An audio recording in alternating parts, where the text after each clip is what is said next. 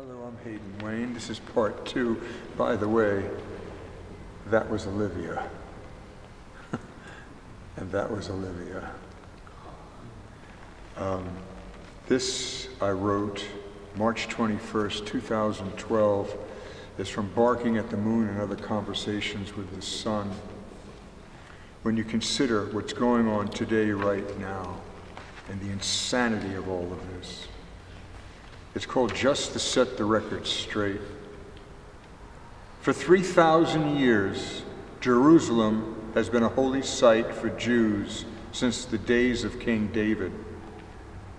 Islam is the youngest of 3 monotheistic religions, 1,400 years.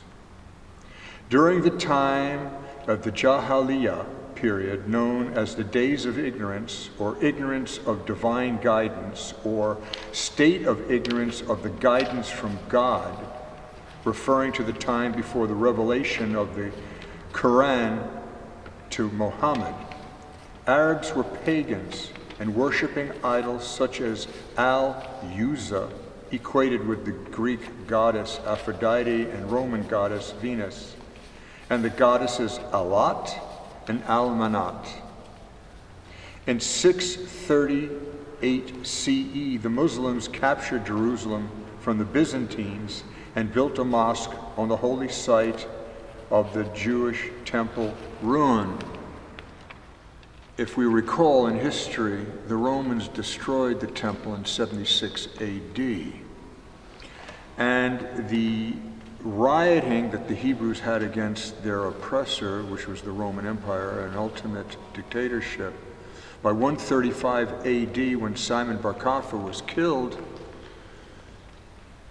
Hadrian of Hadrian's wall fame was so appalled by the bloodletting, he wanted to expunge the name of Judea from the record books and changed it to Palestine. Jews were persona non grata. Maybe 20 years later, the Jews say, "Oh, can we pray? Can we pray?" And they go, "Oh God, leave us alone, pray. Just stop already, okay?"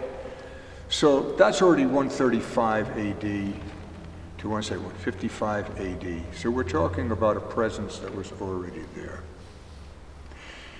Though some Muslims believe Jerusalem is their holy site, they pray facing Mecca in Saudi Arabia, with their backs towards the Dome of the Rock and the Temple Mount, where Jews pray facing Jerusalem and the Temple Mount. The Palestinians use the Temple Mount surrounding the Dome of the Rock as a recreational playground for picnics and playing soccer. One of the most important Islamic scholars, Ibn Taymiyyah, 1263 to 1328, wrote, "In Jerusalem, quote, there is not a place one calls sacred. The same is true for the tomb of Hebron," unquote. Jerusalem is not mentioned in the Quran. The Bible mentions Jerusalem 667 times. In Kabbalistic gematria, 667 equals 19 equals 10 equals 1. The unity. The Quran not only mentions the Holy Land as written by Allah to Israel, but even tells that the Jews will return to their land. The Quran 5:21, Moses, "O my people, enter the Holy Land that God has given you, and do not turn your backs, or you will become losers." The Quran 17:104, "And we said after him to the children of Israel, dwell in the land then. When the second promise comes, we will bring you all together as mixed crowd." As said in Ezekiel 36:24, "For I will take you from amongst the nations, gather you out of all countries, and bring you back to your own land." In 1867, Samuel Clemens, better known as Mark Twain, took a tour of, as it was known then, Palestine, the name the Romans had given the area after conquering it. He described the area, quote, a desolate country whose soil is rich enough but given over to weeds, a silent, mournful expanse. We never saw a human being on the whole route. There was hardly a tree or a shrub anywhere. Even the olive and cactus, the fast friends of a worthless soil, had almost deserted the country, unquote. Where was this supposed great Palestinian nation?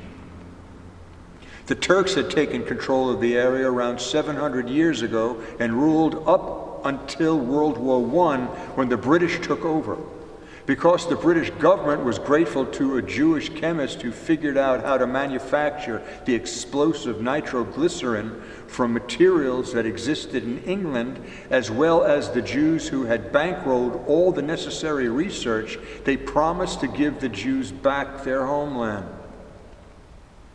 I have personally seen video documentation where Palestinians are rioting at the Temple Mount, as well as vandalizing their own mosque, whose carpets were covered with rocks and broken chairs.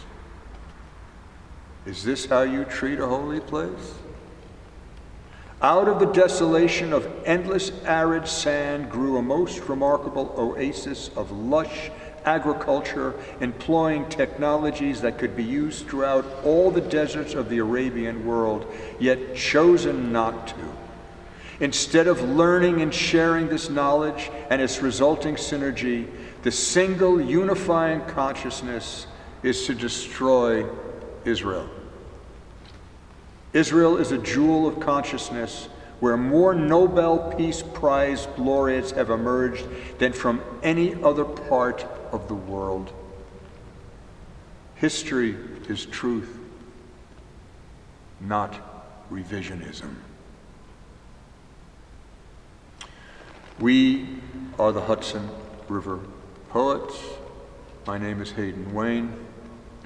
All are welcome every first Saturday at the bank at 1 p.m. Peace.